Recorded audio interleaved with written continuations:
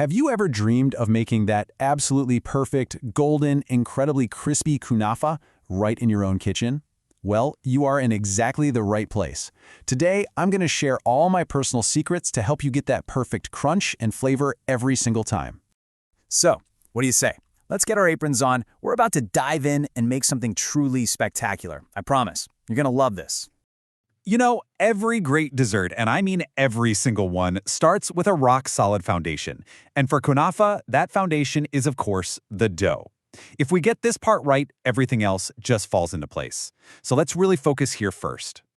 Okay, we're going to start with 500 grams of kunafa dough. Now, here's my first big tip. You want to work with the dough while it's still frozen. Trust me on this. It makes it so much easier to crumble by hand into these perfect little pieces, about a finger joint long. We're not looking for a fine powder here, just small, distinct strands. Next up, we're adding 4 tablespoons of powdered sugar. Now, you might be thinking this is for sweetness, but that's not the main reason. This is actually my secret weapon for getting that gorgeous, even, golden brown color when it bakes. It makes all the difference. And now, for the heart and soul of the kunafa, the ghee. You're going to need 250 grams, which is about 1 cup of melted ghee. And listen, if you can get your hands on some authentic samna baladi, oh, it will take the flavor to a whole other level. All right, listen up, because this is probably the most important step in the whole process. Do not rush this.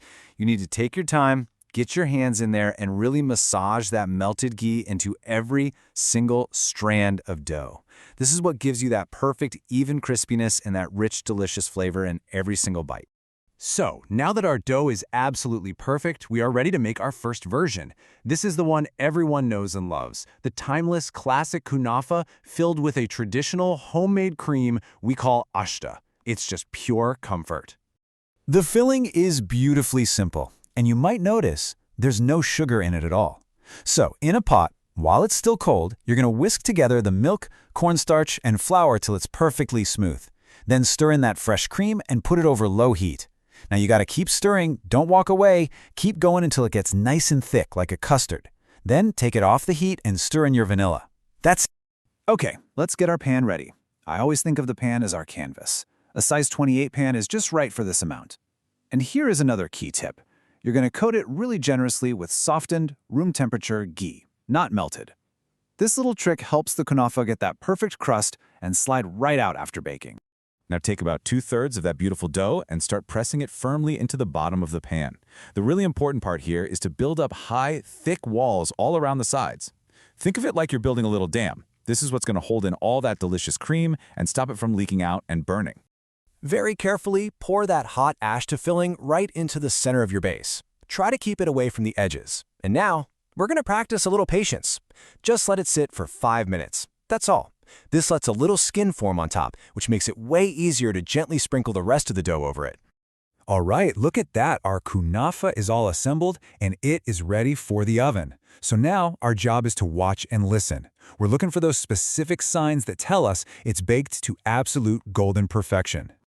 First things first, make sure your oven is preheated to 200 degrees Celsius. We're going to pop the kunafa on the middle rack and, this is important, use only the bottom heat to start. This way, the base gets super crisp before the top has a chance to burn. So after about 30 minutes, you'll start to see the magic happen. The edges will pull away from the sides of the pan, and you'll see this beautiful deep golden color creeping up the sides.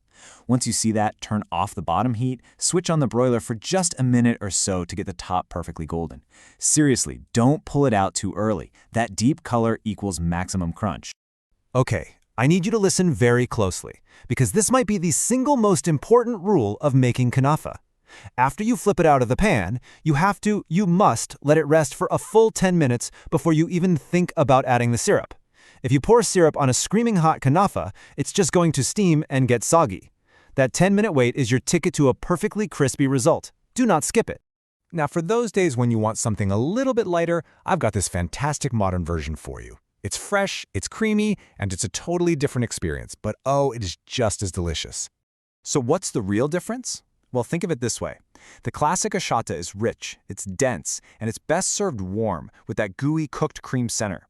This modern twist, on the other hand, has a light, fresh, whipped cream topping, and we serve it cool. It's a really amazing contrast.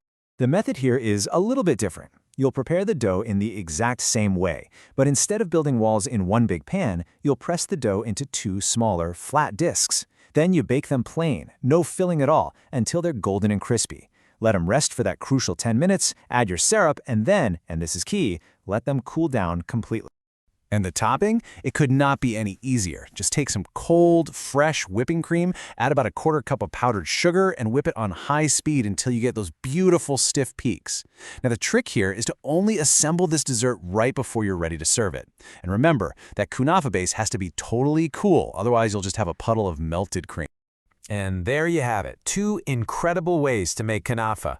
Before you go, I just want to quickly recap the most important, the non-negotiable tips that are going to guarantee you get a perfect result every single time. Think of this as your final checklist for success. Number 1, always start with frozen kunafa. 2, don't be shy with that room temperature ghee in the pan. 3, for that classic version, build those walls high and strong. 4, that 10-minute rest before the syrup, it's not a suggestion, it's a rule.